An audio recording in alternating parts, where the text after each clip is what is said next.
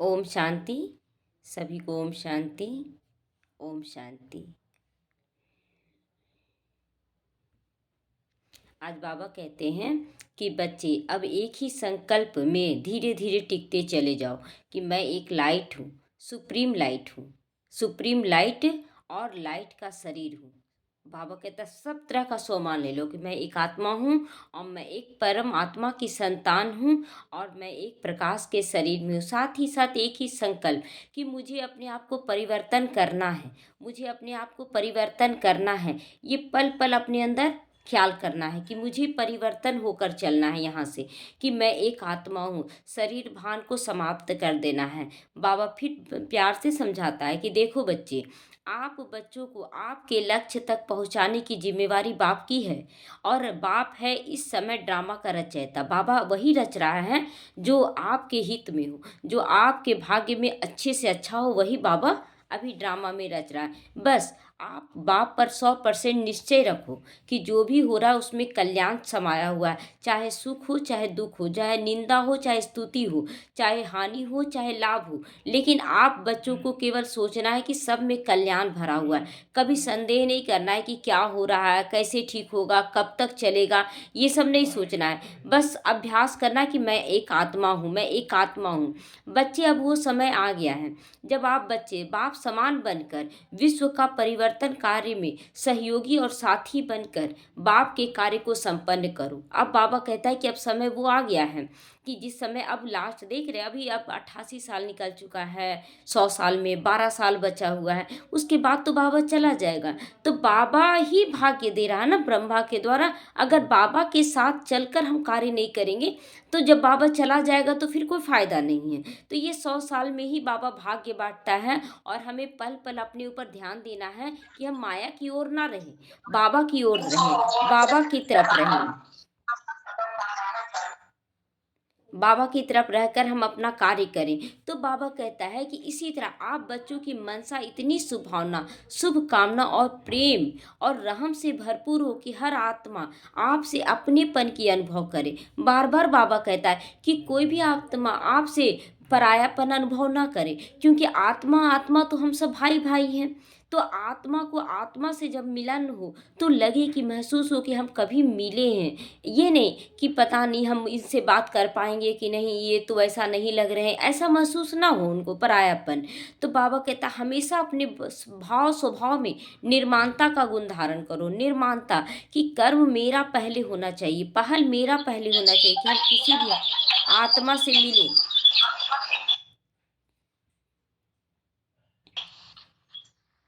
किसी भी आत्मा से मिले तो हम उससे उसको फीलिंग दें, उससे अपनेपन की अनुभूति हो या ना हो, लेकिन हमारे द्वारा उसको अपनेपन की अनुभूति हो। ये पहला ध्यान रखें कि हमारे द्वारा उसको अपनेपन की अनुभूति हो और हमारे द्वारा उसको रूहानियत की अनुभूति हो।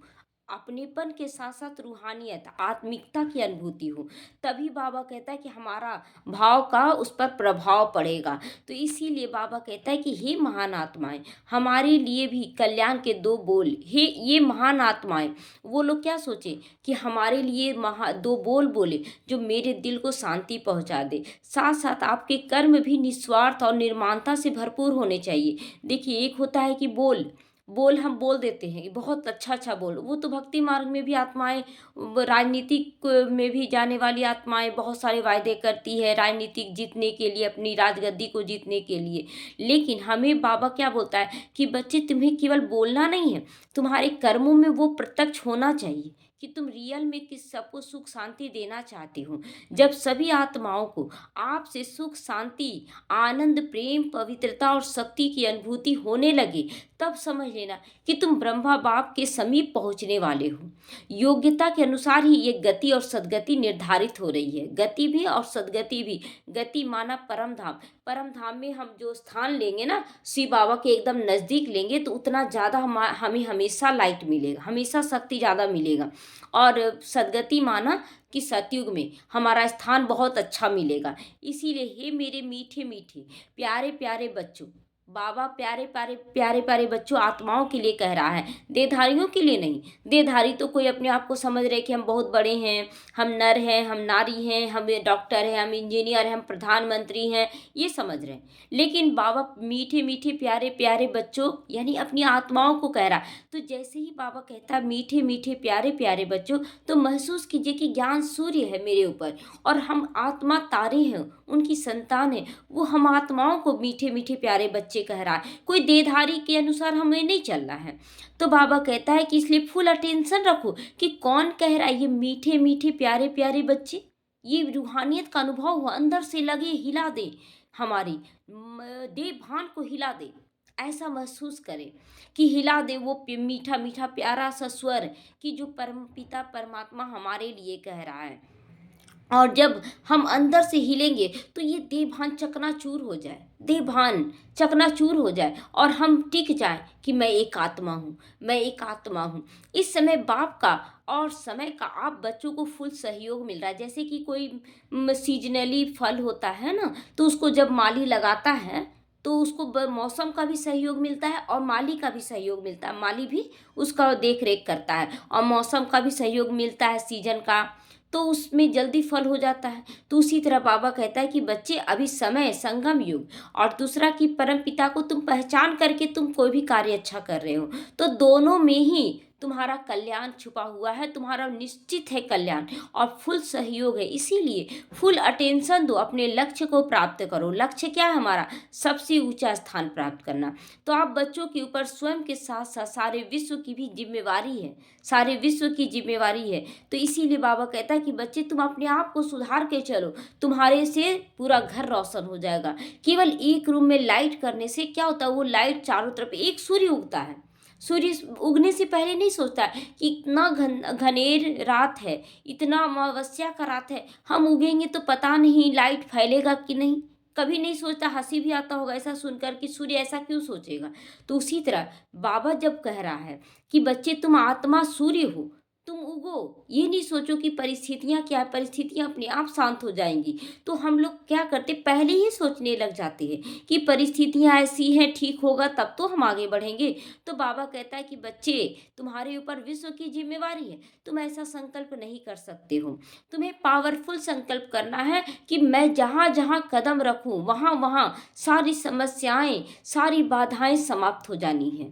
तो जैसे लौकिक में भी यदि किसी आत्मा को सिर्फ अपने लिए ही करना है तो वह अलबेला हो सकता है, परंतु यदि उसके ऊपर परिवार की जिम्मेवारी होती है तो वो क्या करता, अलबेला नहीं होता है, वो अपनी जिम्मेवारी को बहुत अच्छे से निभाता है। और खासकर माताओं के अंदर ये बहुत एक्यूरेट होता है। क्यों? क्योंकि वो क्या करती है, वो बच्चों को जन्म देने से पहले ही सोच लेती है कि मैं माँ बन रही हूँ, मैं माँ बन रही हूँ, और वो अपने बच्चे के लिए रात दिन एक कर देती है। क्यों सोचती है कि मेरा बच्चा भूखा ना रहे, मेरा बच्चा गीला में ना रहे, हर वक्त ध्यान देती है कि माँ है वो, तभी तो माँ के लिए कहा जाता है। तो इसीलिए माँ के अभी इस समय बाबा क्यों रखता है कलश माताओं के ऊपर, क्योंकि बाबा को भी यकीन है कि माताएं अच्छे से करेंगी। इसीलिए हम अपने आप को सोचे कि हम लोगों को अच्छे से अच्छा करना। उसके साथ साथ क्या होता है कि भाई आप देखिएगा कि प्रकृति प्रकृति पुरुष पुरुष से कमजोर होती है, प्रकृति पुरुष से कमजोर होती है। तो क्यों कमजोर होती है? क्योंकि यहाँ आत्मा को पुरुष कहा गया है और शरीर को प्रकृति, पांच तत्वों को प्रकृति कहा गया है। लेकिन हर नर में और नारी में आत्मा बसा हुआ तो पुरुष की शक्ति है, लेकिन जैसा शरीर धारण कर लेते हैं उसके अनुसार शक्ति भी ग्रहण करते हैं। तो यहाँ पर प्रकृति और पुरुष को भी किनारे कर दिया गया, सिर्फ आत्माओं के लिए कहा गया है। तो यहाँ माता और पिता का ये नहीं है, लेकिन बस समझाने के लिए ऐसा कहा जाता है कि माताओं के ऊपर कलश यानी देहधारियों के ऊपर कलश रखते हैं, प्रकृति के ऊपर कलश रखते हैं। तो बाबा कहता है कि सारी जिम्मेवारी अभी तुम सब आत्माओं के ऊपर है। जो आत्माएं बाबा के बच्चे बन गए उस पर जिम्मेवारी है। तो जैसे लौकिक में भी किसी के ऊपर जिम्मेवारी होती है तो बहुत अटेंशन देता है कि मुझे बहुत अच्छे से करना है बहुत, लेकिन अगर वो उसका केवल अपने लिए जिम्मेवारी होता है तो अलबेला हो सकता है, चलो घर में अभी कोई नहीं है तो चलो अपने लिए कुछ भी खा लेंगे। लेकिन जब 10 लोगों का खाना बनाना रहता है तो टेंशन रहता है, अरे 10 लोगों का खाना बनाना है, मुझे तो अब बनाना है। तो इस तरह से जिम्मेवारियों का एहसास करें। बाबा जिम्मेवारी दे रहा है कि बच्चे, तुम्हारे परिवर्तन से पूरे विश्व का परिवर्तन हो रहा है। अगर तुम एक संकल्प भी गलत करते हो तो तुम्हारे द्वारा पूरी प्रकृति, पूरे ब्रह्मांड को गलत वाइब्रेशन जाएगा। तो इसीलिए हमें एक एक संकल्प सोच समझ के करना है। अगर हम चिंता करते हैं तो समझ ले कि पूरे ब्रह्मांड को हम गलत वाइब्रेशन फैला रहे हैं। अब कितना उसके लिए पाप बनेगा। चलो ठीक है, जब तक हम अनजान थे ज्ञान से तो चलो चिंता कर लेते थे, रो लेते थे, कभी उदास हो लेते थे, लेकिन अब बाबा तो क्लियर कर दिया कि बच्चे तुम्हारे ऊपर जिम्मेवारी है। तो इसीलिए अपने अंदर ये चेक करो कि कहाँ कहाँ तुम उदासी का वायुमंडल बना देते हो, कहाँ तुम नेगेटिव ऊर्जा का वायुमंडल बना देते हो कि पता नहीं हो पाएगा कि नहीं।